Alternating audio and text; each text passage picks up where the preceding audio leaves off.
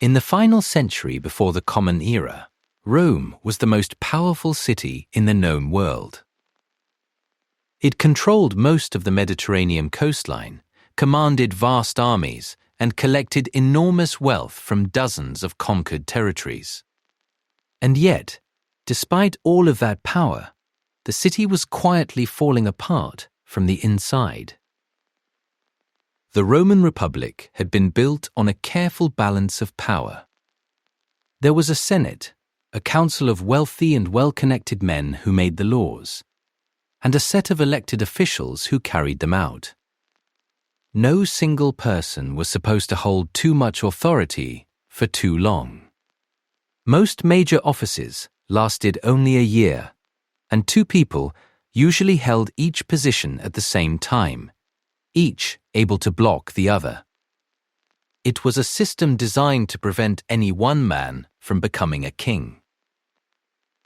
The problem was that this system had always worked better in theory than in practice. The Senate was not a representative body in any modern sense. It was made up almost entirely of Rome's oldest and richest families, men who had inherited their status and who protected it fiercely.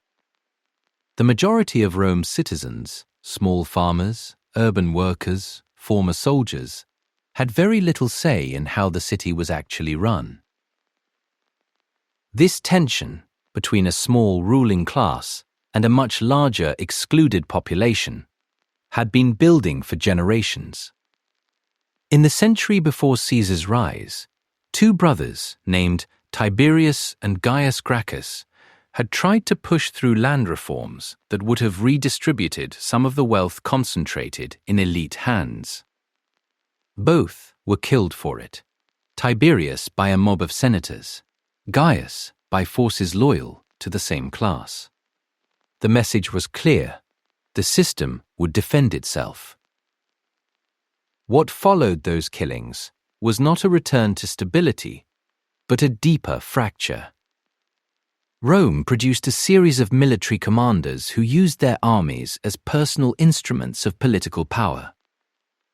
Marius, a general from outside the traditional aristocracy, reformed the Roman army by allowing landless citizens to enlist. This created soldiers who were loyal not to the Roman state in any abstract sense, but to the commander who recruited them, paid them, and promised them land when their service was done. That shift had enormous consequences. When another general, Sulla, felt his political position threatened by rivals in the Senate, he did something no Roman commander had ever done before. He marched his army into Rome itself. He seized control of the city, killed his enemies, and eventually appointed himself dictator. He rewrote laws, restructured the Senate to favor the old aristocracy, and then, remarkably, resigned and retired. But the precedent he left behind was far more dangerous than anything he had officially put into law. Sulla had shown that a man with a loyal army could simply take power. The Republic's institutions, its courts, its elections, its careful checks and balances, could be bypassed entirely if you had enough soldiers at your back. From that point on, the question in Roman politics was never purely about policy or law. It was always, underneath everything else, about who controlled the legions. This is the world Julius Caesar was born into. He came from a patrician family, one of Rome's old aristocratic lines. But his branch of it was not especially wealthy or influential by the standards of the time. He grew up watching men like Sulla demonstrate that the old rules no longer held, that fortune and force mattered more than tradition. It would be a mistake to think of Caesar as someone who destroyed a healthy system. The republic he entered was already deeply unwell. Its institutions had been bent by the interests of the rich, its offices captured by competing elite factions, and its military turned into a tool for personal ambition. Caesar did not create these conditions. He inherited them, understood them, and then used them with a skill and ruthlessness that few had matched before him. Whether he made things better or worse in the long run is a question historians still argue over. But to understand what he actually did, and why so many people at the time supported him, you have to begin here, with a republic that had already started to consume itself long before he arrived.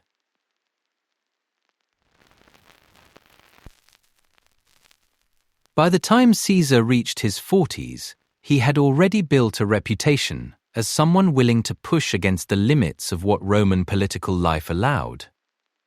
He was charming, deeply in debt, and extraordinarily ambitious. He had served as a military officer in Spain, worked his way through the usual sequence of political offices, and made a name for himself as a speaker and a populist, someone who spoke to the concerns of ordinary Romans rather than just the Senate's inner circle. But ambition alone was not enough.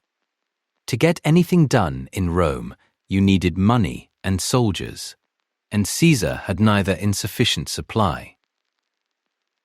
That gap between his ambitions and his resources forced him toward alliance. And in Rome, at that moment, there were two men whose resources happened to match precisely what he lacked. The first was Marcus Crassus, widely considered the richest man in Rome. His fortune had been built through land speculation, slave-run industries, and a particularly ruthless practice of buying property from people who had been ruined by Sulla's political purges. He was not a brilliant general or a great speaker. What he had was money, enormous amounts of it, and a persistent frustration that his wealth had never quite translated into the kind of political glory Rome's culture associated with military achievement. The second was Pompey, known to history as Pompey the Great. He had earned that name through a series of stunning military campaigns, clearing pirates from the Mediterranean, conquering territories in the east, and returning to Rome with more prestige than almost any general before him. The problem was that Pompey wanted the Senate to formally ratify the land grants he had promised his veterans, and the Senate, jealous of his fame and suspicious of his power, refused to cooperate. He had enormous public respect, but was politically stuck. Caesar saw the situation clearly. Crassus had money, but no glory. Pompey had glory but no political leverage. Caesar had political skill and popular support, but no financial backing and no army. Together, the three of them could give each other exactly what they each lacked. The arrangement they reached was informal and unwritten. There was no legal document, no official structure, simply an understanding between three powerful men that they would coordinate their efforts rather than work against each other. Roman historians later called it the First Triumvirate, though the men themselves would not have used that term. It was less an institution than a private agreement to share influence. What made it effective was precisely that it worked outside the Senate's control. The Senate's power had always depended on elite families competing against each other, which kept any single faction from dominating. By quietly aligning, Caesar, Crassus, and Pompey broke that logic. Crassus's money could fund candidates, bribe officials, and absorb political costs. Pompey's popularity with veterans and the public gave the alliance a military credibility that opponents could not easily ignore. And Caesar provided the strategic intelligence to translate all of that into actual outcomes. Laws passed, elections won, rivals outmaneuvered. The tension at the center of this arrangement is worth pausing on. Caesar positioned himself publicly as a man of the people, someone fighting against the entrenched privilege of the Senate, and in some genuine sense, he was. But he was doing so by allying with Crassus, a man whose fortune was built partly on exploiting the victims of political violence, and with Pompey, whose authority came ultimately from the same kind of military loyalty that had allowed Sulla to march on Rome a generation earlier. The populist message and the private mechanics of power did not sit easily together. The arrangement produced results almost immediately. Caesar secured the consulship, one of Rome's two highest offices, and used it aggressively. He pushed through land reforms that Pompey's veterans had been waiting for, reforms the Senate had repeatedly blocked. He did this in part by bypassing the Senate entirely and putting proposals directly to the popular assembly, which infuriated the old guard, but was technically within the rules. His co-consul for that year, a man named Bibulus, tried to obstruct everything Caesar proposed, using religious technicalities to declare legislative days invalid, but Caesar largely ignored him. According to Roman accounts, Bibulus eventually gave up and stayed at home, leaving Caesar to govern alone in practice, if not in name. Romans joked darkly that the year belonged not to two consuls, but to Julius and Caesar, two names for the same man. That joke captured something real. Caesar had not yet broken any law in a decisive way, but he had demonstrated that the republican system's checks could be worked around by someone who understood them well enough and was willing to absorb the political cost of doing so. The Senate's tools for obstruction were procedural, and procedure could be gamed.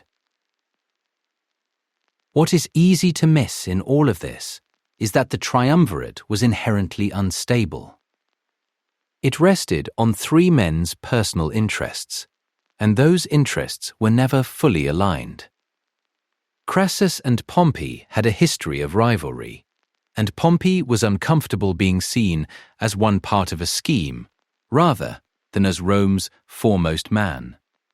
Caesar's growing popularity was already making Pompey nervous. The alliance worked as long as each man needed the others more than he resented them, but that calculation would eventually shift, and when it did, the consequences would reach far beyond any of them.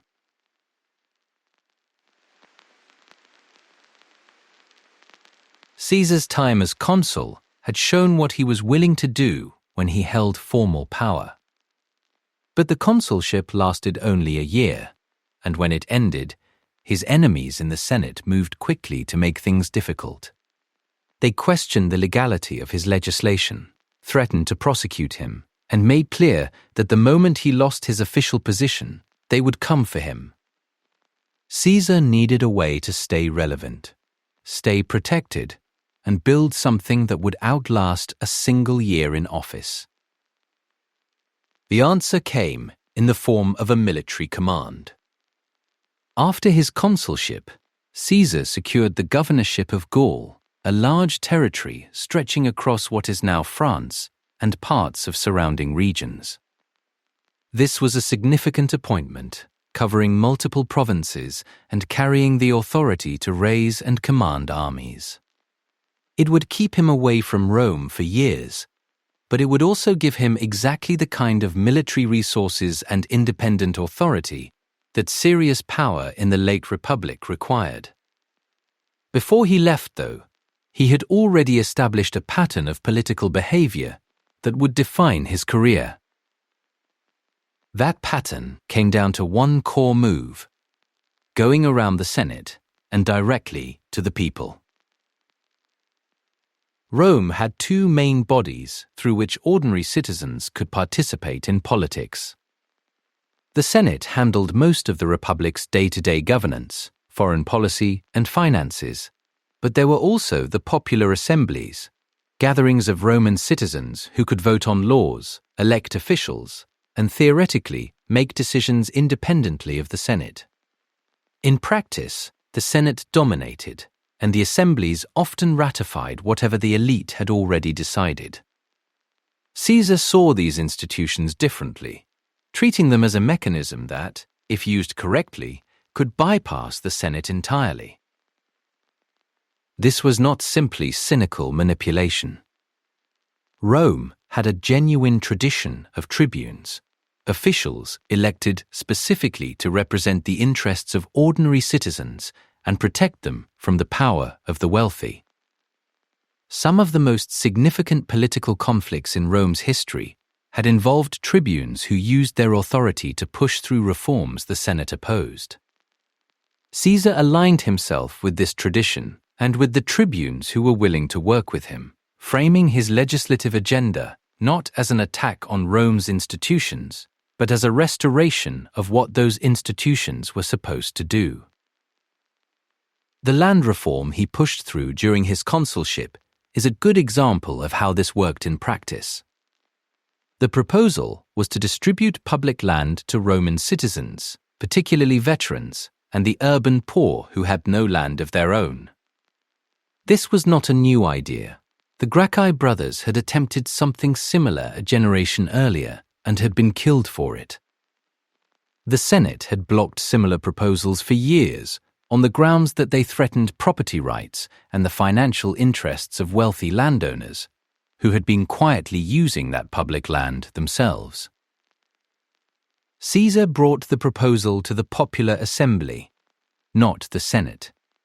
He addressed crowds directly, explaining what the land reform would mean for ordinary Romans and framing the Senate's opposition as a defense of privilege against the common good. This was deliberate. He was not just passing legislation. He was building a political identity and a base of people who associated his name with tangible improvement in their lives. The approach drew fierce criticism from his senatorial opponents, who accused him of demagoguery, of stirring up the crowd to override the considered judgment of Rome's experienced leadership. There is something to that charge that deserves honest consideration. The popular assemblies were not always a reliable mechanism for careful deliberation, and they could be swayed, manipulated, and pressured. Caesar understood this and used it, and the people whose votes he needed were often desperate, landless, and politically inexperienced.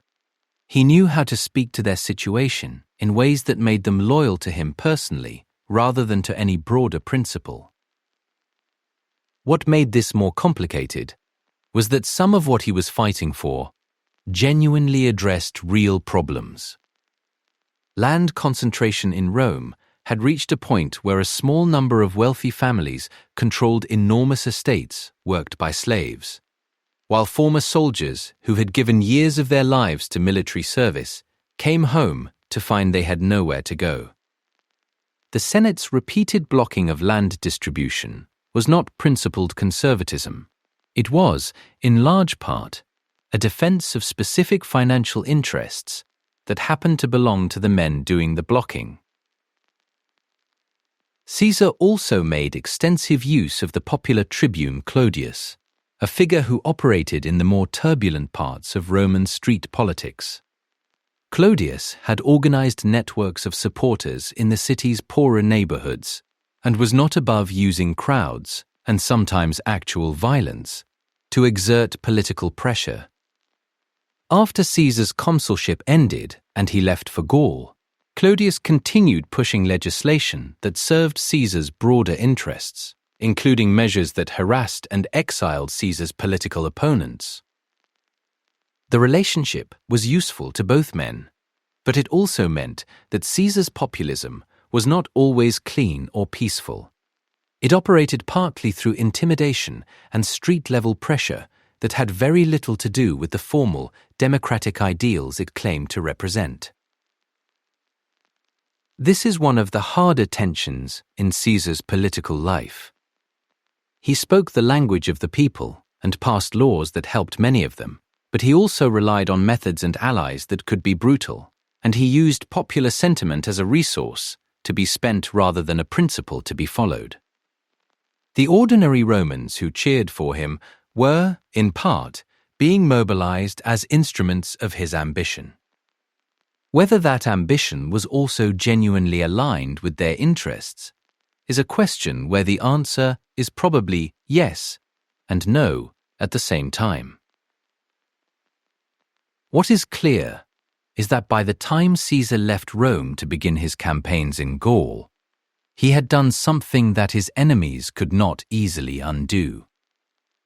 He had established, in the minds of a large portion of Rome's population, a direct connection between his name and the possibility of change, and that connection would prove more durable than any single law.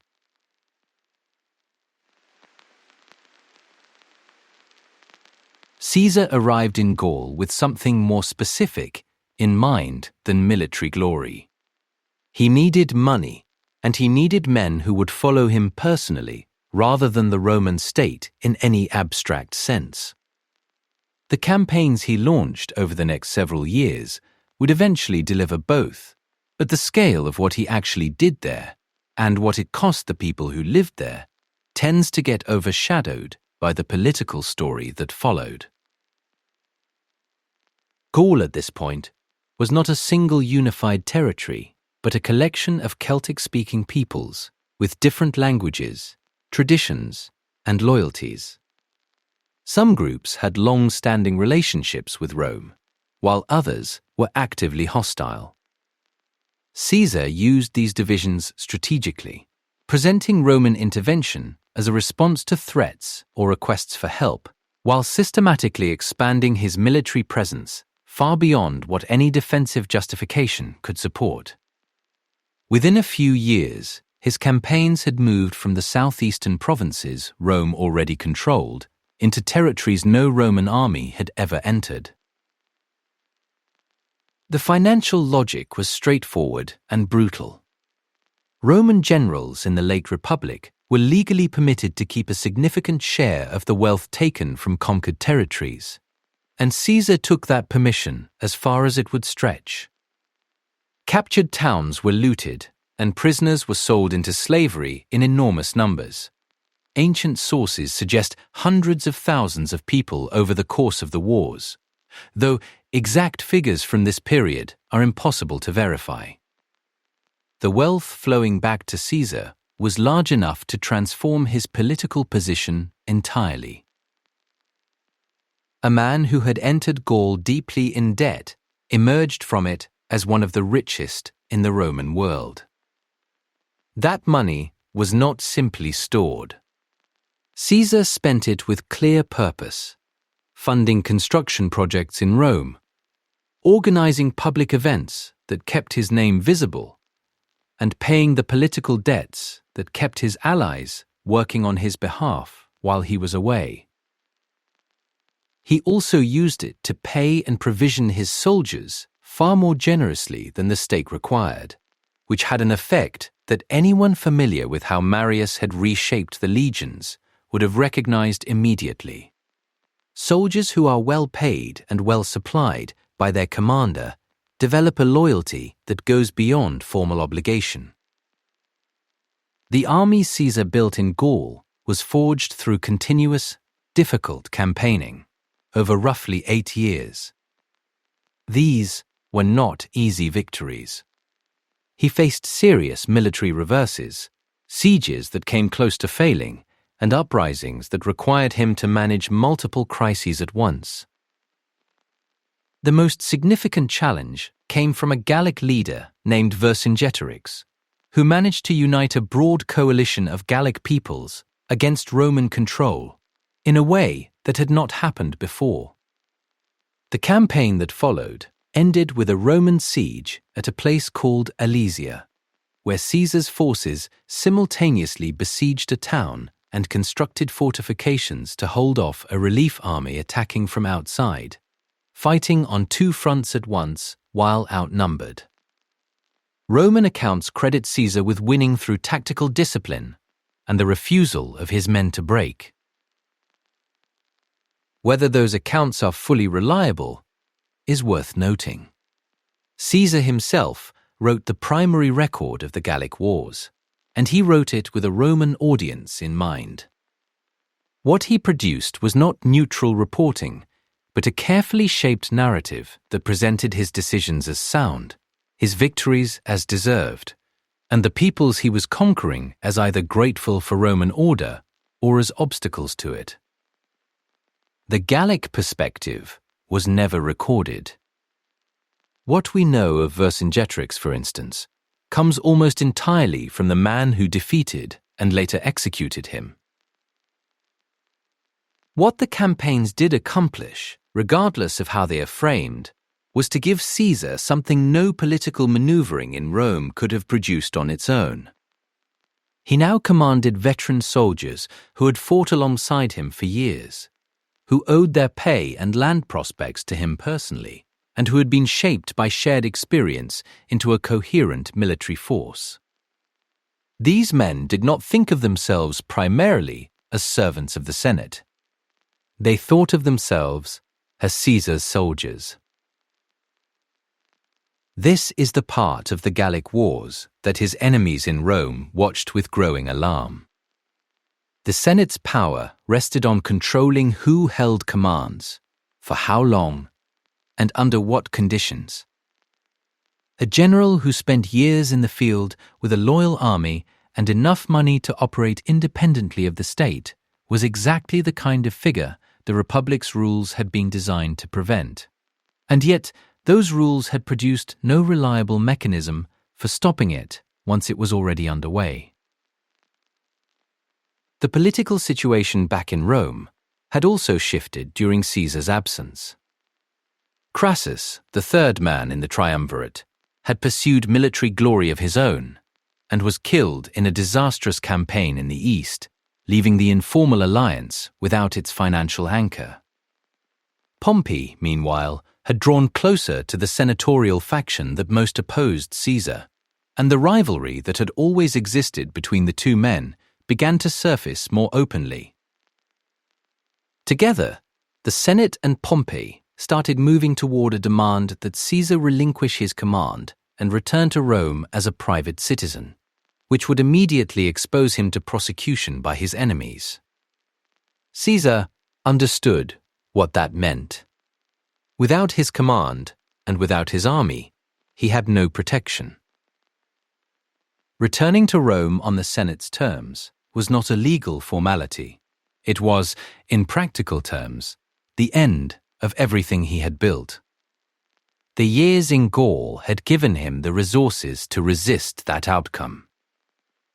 The question was whether he would use them.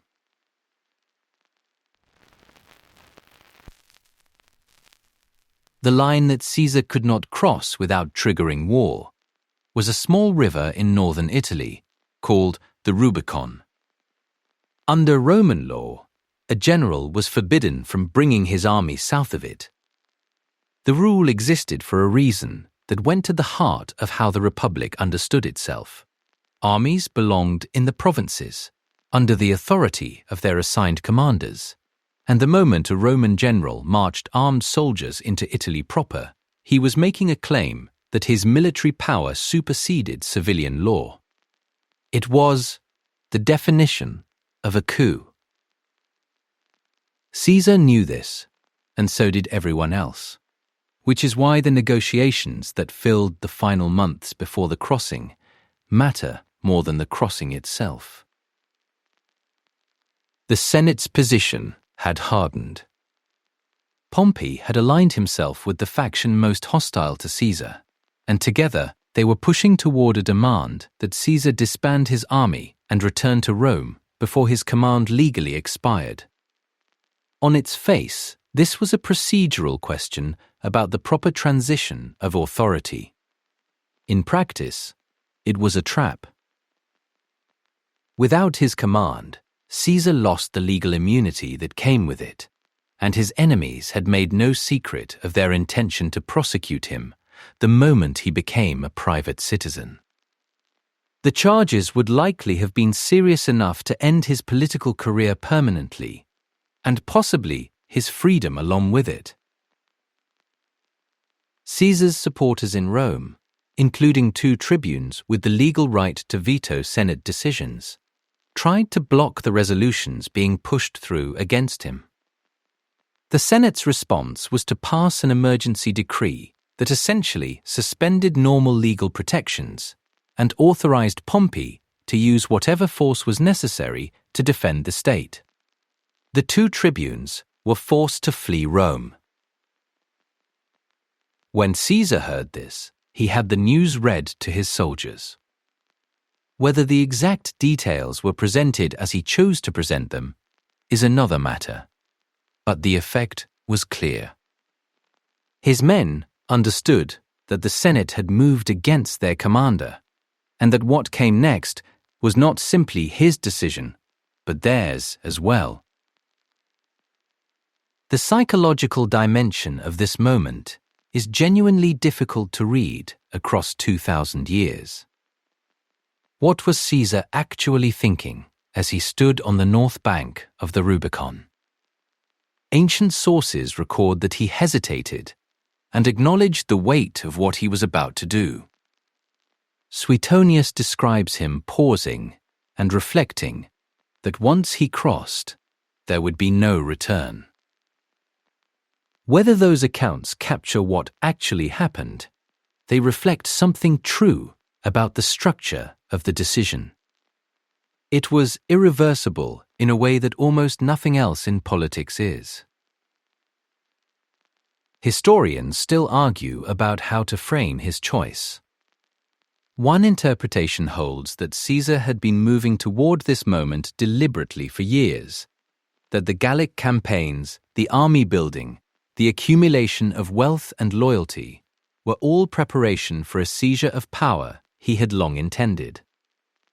On this reading, the crossing was not a desperate reaction, but the culmination of a plan, and the legal justifications he offered were cover for ambitions that had always been there.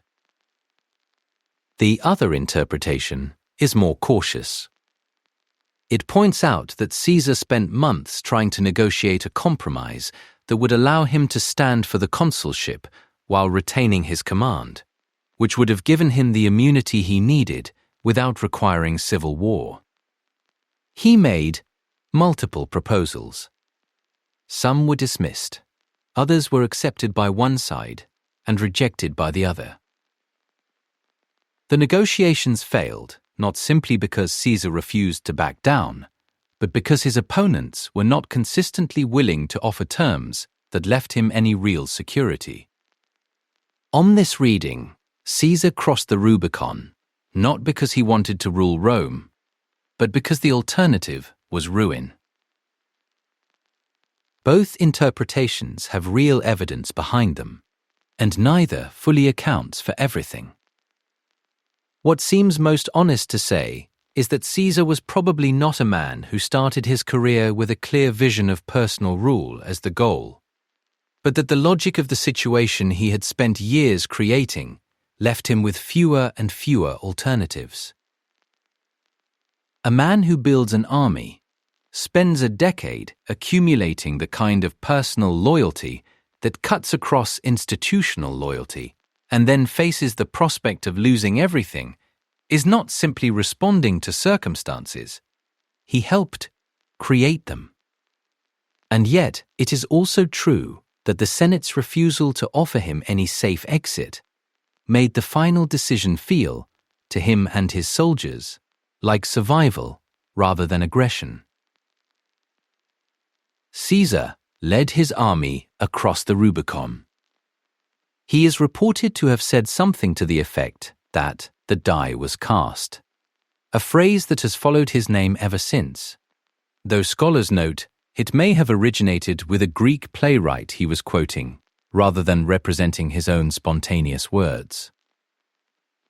What followed moved with unusual speed. Pompey and many of the senators who had opposed Caesar fled Rome almost immediately. They had expected him to march slowly, giving time for forces to gather against him. Instead, he moved fast, took town after town without serious resistance, and reached Rome within weeks. The speed itself was a statement. It left his opponents off balance and conveyed that this was not a hesitant action, but a deliberate one. Pompey withdrew to Greece to raise forces there, setting the stage for a conflict that would eventually spread across the Mediterranean. But in Rome itself, Caesar faced very little organized resistance. Many who had been nervous about him stayed quiet, and some who had opposed him shifted their position quickly.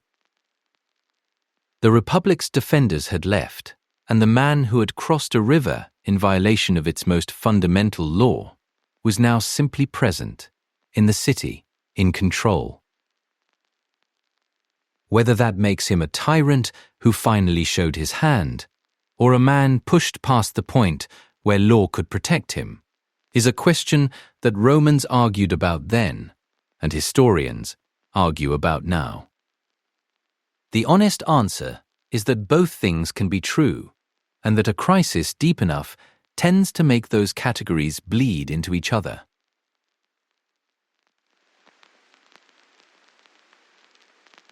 Caesar entered Rome not as a returning general asking for recognition, but as the most powerful man in the Roman world, and he had to decide quickly what to do with that position.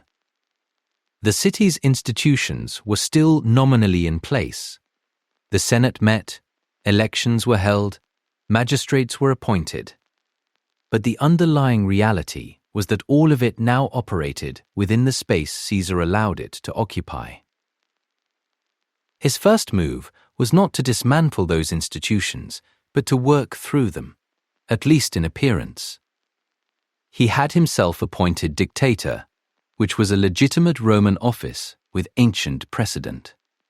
In emergencies, the Republic had long allowed for a single man to take temporary control to stabilize the situation, with the understanding that he would step down once the crisis passed.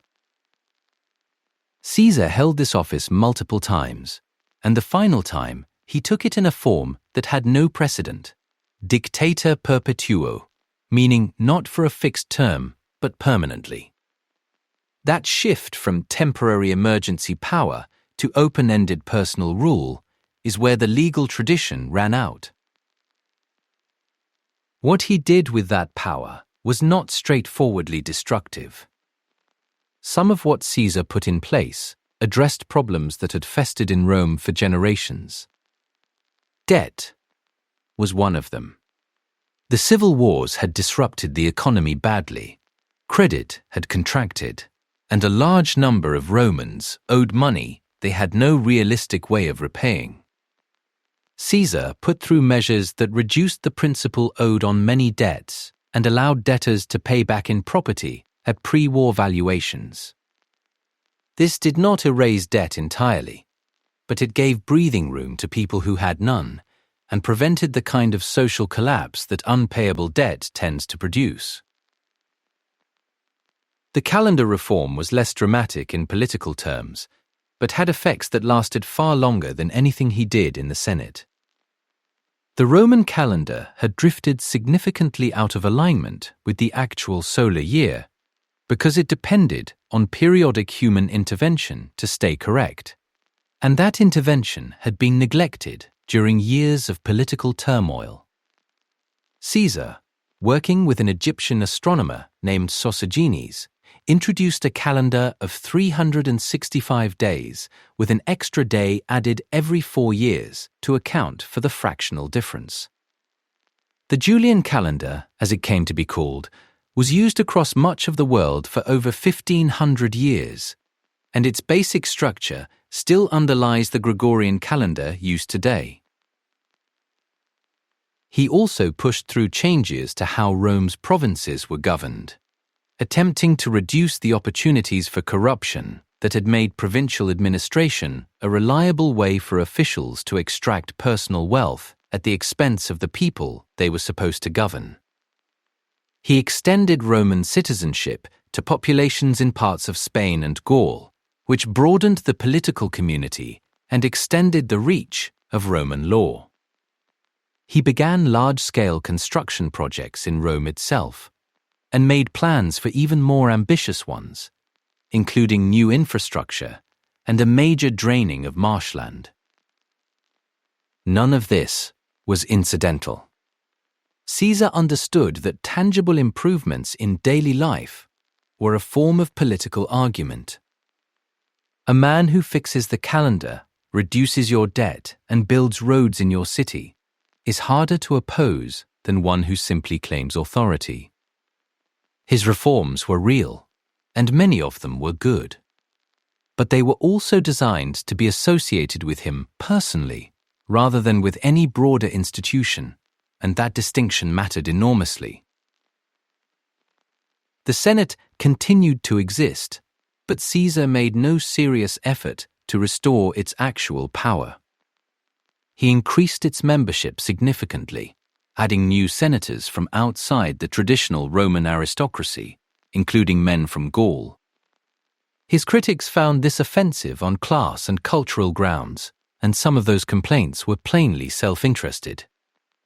But the expansion also had a practical effect. A Senate filled with men who owed their position to Caesar was a Senate less likely to challenge him. It remained a body that could debate and advise, but it could no longer govern. Elections continued, but Caesar made clear that his preferences would determine outcomes in ways that made the voting largely formal. Magistracies were filled with his allies. The consulship, which had been the highest regular office in the Republic and a genuine source of independent power, became something he could assign like a reward.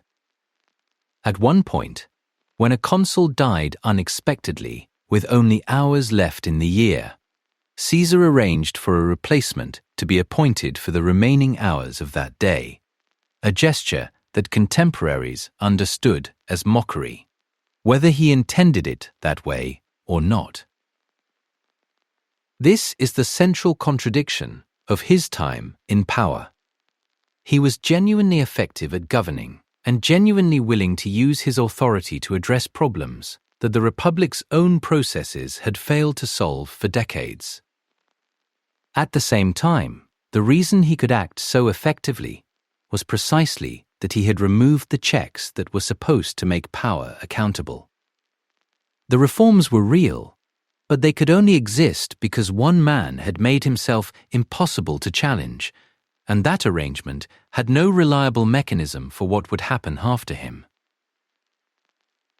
He had spoken at various points about plans to step down, to restore something resembling normal political life once things were stable. Whether he would have followed through is genuinely unknown, and historians treat those statements with varying degrees of skepticism.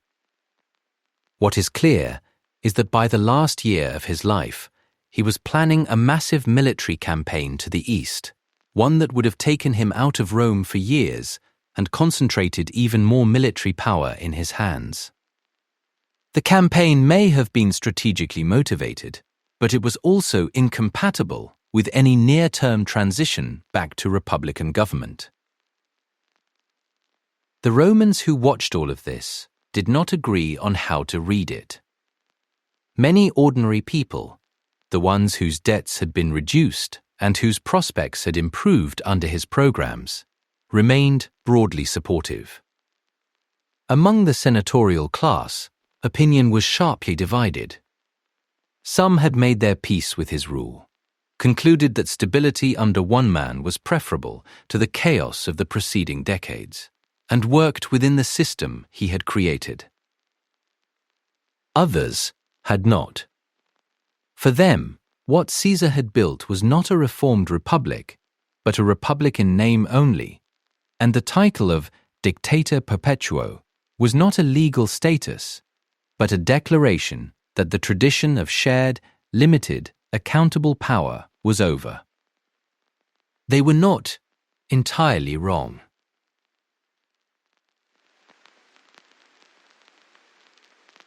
The men who killed Caesar on the Ides of March were not soldiers or criminals. They were senators. Many of them had served under him, been pardoned by him after backing the wrong side in the Civil War, and been given positions and honors directly through his favor. The fact that his killers came from within his own circle is not a minor detail about the drama of the event. It goes to the heart of what the conspiracy was actually about. Their grievances were real, but they were not primarily personal. The core of the group, led by Brutus and Cassius, had convinced themselves that what they were doing was not murder, but a political act with deep roots in Roman tradition. The Republic had always held that killing a tyrant was not only permitted, but honorable. Brutus in particular seems to have attached enormous importance to this framing. He was connected, at least in family legend, to an ancestor who had helped expel Rome's last king centuries earlier. The identity he carried was inseparable from the idea that some things mattered more than personal loyalty. What the conspirators agreed on was this: Caesar had made himself a permanent ruler. The Senate no longer had real power, and if nothing was done, the Republic would not recover. The dictatorship would simply become the normal condition of Roman life, and after Caesar, the next man to hold that kind of power would have even less of a claim to legitimacy. On that analysis, the problem was not Caesar as an individual, but what Caesar had made possible. The plan they settled on was direct and brutal, precisely because they believed it had to be public. Killing Caesar quietly, through poison or a private arrangement, would have looked like personal revenge. They chose to act in the Senate chamber, in front of witnesses, with a large group involved, reportedly more than 20 men, because they wanted it to be understood as a collective political statement rather than a private act of violence. They brought knives hidden in their togas and waited for the Senate to convene. Caesar came, despite at least one warning that something was being planned against him. Ancient sources, including Suetonius and Plutarch, describe several omens and warnings that he either dismissed or chose to ignore, though how much weight to give those accounts is uncertain, since they were written well after the fact and shaped by the storytelling conventions of the time. What seems more reliably attested is that he had been told something specifically, and that he went anyway. Whether this was confidence, fatalism, or simply a refusal to live under the constant anxiety that extreme caution would require, it is impossible to say. He was stabbed 23 times, and physicians who later examined his body concluded that only one of the wounds was actually fatal. The rest may say something about the chaos of the moment, or about the fact that most of the men involved were not used to killing. The Senate chamber did not respond with order or relief. The other senators fled, and the conspirators had no plan in place for the hours and days that followed, which turned out to be one of the most serious failures of their entire scheme. They had assumed that once Caesar was dead, the Republic would simply resume. The institutions were still formally in place, and they had removed the man who was preventing them from functioning. What they had not accounted for was that removing a person from power and restoring a system of government are two completely different things, and the second does not automatically follow from the first. Rome's reaction was not what they had expected. The senators who had not been part of the conspiracy did not rally to the liberators' cause. Many were simply frightened and stayed home. The city's population, the ordinary Romans who had benefited from Caesar's debt relief, his building programs, and his consistent attention to their needs, were not grateful. They were angry. Caesar's lieutenant Mark Antony understood the emotional state of the city better than the conspirators did. At Caesar's public funeral, he read out the will to the crowd. It included a gift of money to every Roman citizen. Antony also displayed Caesar's body and his blood-soaked clothing, and whether this was calculated political theatre or a genuine expression of grief, or both, is hard to separate, but the effect was that the crowd turned. There were riots, and the conspirators fled. The idea that the Roman people would receive the news of Caesar's death as liberation and welcome a return to the old republican order collapsed within days. The problem was not that they had misjudged Caesar, exactly, but that they had misjudged Rome. The republic they were trying to restore was not something most Romans had strong reason to want back. The Senate they were trying to defend had spent decades failing to manage debt, violence, land inequality, and political dysfunction. Caesar's rule had been autocratic, but it had also been functional in ways that resonated with people whose daily lives had been made harder by the chaos of the preceding generations. This is the sharpest contradiction in the entire story of the conspiracy. The men who killed Caesar were not cynics acting out of self-interest, though some personal ambition was certainly present. Brutus, at least, by most accounts, genuinely believed in what he was doing. He saw himself as protecting a tradition of law and shared power that had made Rome what it was, and he was willing to kill someone he had reason to be loyal to because he believed the principle mattered more than the person. And yet, the act itself demonstrated exactly the weakness of their position. They had no program, no plan, no popular support, and no reliable allies once the moment of the killing had passed. They removed the man, but they could not fill the space his absence created. The institutions they wanted to restore had not grown strong enough to function on their own while Caesar was alive, and they did not grow strong enough the moment he died. What the Ides of March ended was not the dictatorship. It ended Caesar. The logic of one man holding power through military loyalty and popular support had become too deeply embedded in how Rome actually functioned for a group of senators with knives to undo it. Another civil war followed almost immediately, and the man who eventually emerged from it would become Rome's first emperor. The republic the conspirators died trying to defend did not outlast them by long.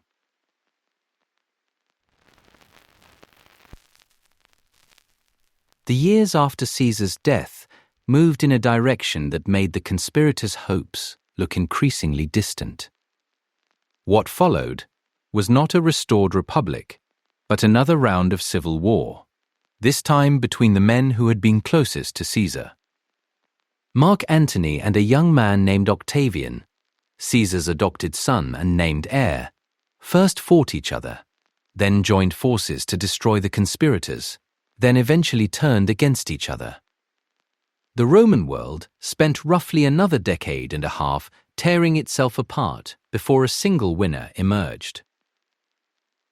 That winner was Octavian. He defeated Antony and Antony's ally Cleopatra at the naval battle of Actium and returned to Rome as the last man standing. He was careful not to repeat what he saw as Caesar's mistake. He never called himself a dictator or a king. He kept the Senate, the elections, and the old titles formally in place. He called himself Augustus, a word meaning something like revered or distinguished, and his official position was described in careful legal language that technically made him the first among equals rather than a monarch. But in every practical sense, he was a monarch. He controlled the armies, the treasury, and the provinces that mattered most. The Senate met and deliberated, but the deliberations happened within whatever space Augustus allowed. The consulship still existed, but it was no longer a real source of independent power. The difference between what Augustus built and what Caesar had held was largely one of presentation. Caesar had not bothered to disguise what he was.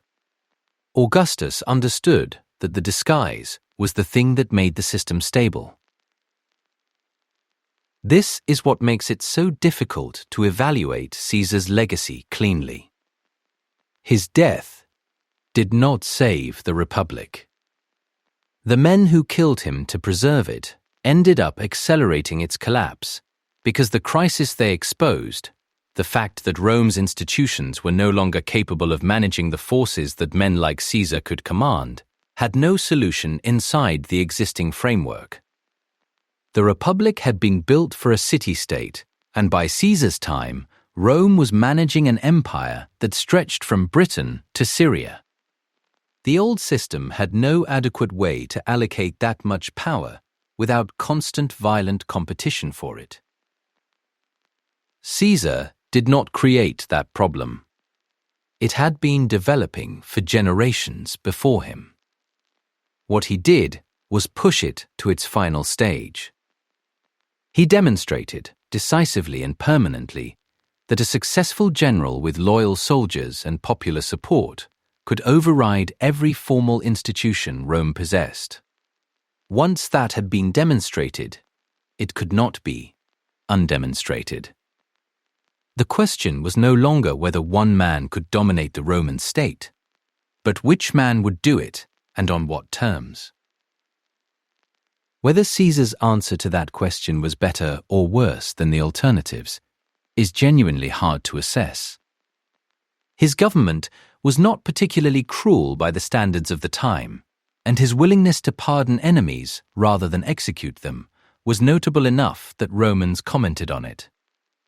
His actual policies, the debt relief, the calendar, the extension of citizenship, the construction projects, addressed real needs. He was not a man who used power simply to enrich himself or to destroy those he disliked. At the same time, the things that made his rule function depended entirely on him. There was no institutional structure that could guarantee his successors would govern with the same competence or the same relative restraint. Augustus turned out to be capable, but the emperors who followed were a much more mixed group. The system Caesar helped bring into being produced, over the next few centuries, rulers who were brilliant, mediocre, and at times genuinely catastrophic, with no reliable mechanism to distinguish between them in advance or remove them once they had taken power. So the question of whether Caesar destroyed a republic to save it probably cannot be answered with a straight yes or no. The republic he found when he entered public life was already badly damaged and had been for decades. It had produced civil wars, mob violence, collapsed institutions, and a sequence of powerful men, each willing to use military force to advance personal ambition. Caesar was a product of that system before he was its destroyer. What he ended was the pretense that the old framework could still function. He removed the remaining space in which Roman politics could operate, as though the rules still applied. Some historians argue that this was, in a dark and indirect sense, a form of clarity, that by forcing the crisis into the open, he made it possible for Augustus to build something that, at least in its early form, provided stability that the late Republic never could. Others argue that this gives Caesar credit for a consequence he did not plan, and that the cost, the permanent end of the tradition of shared, accountable power, was simply too high. What seems hardest to dispute is this: Caesar was a man of genuine ability who operated in a system that rewarded exactly the kind of moves that eventually made the system impossible to sustain.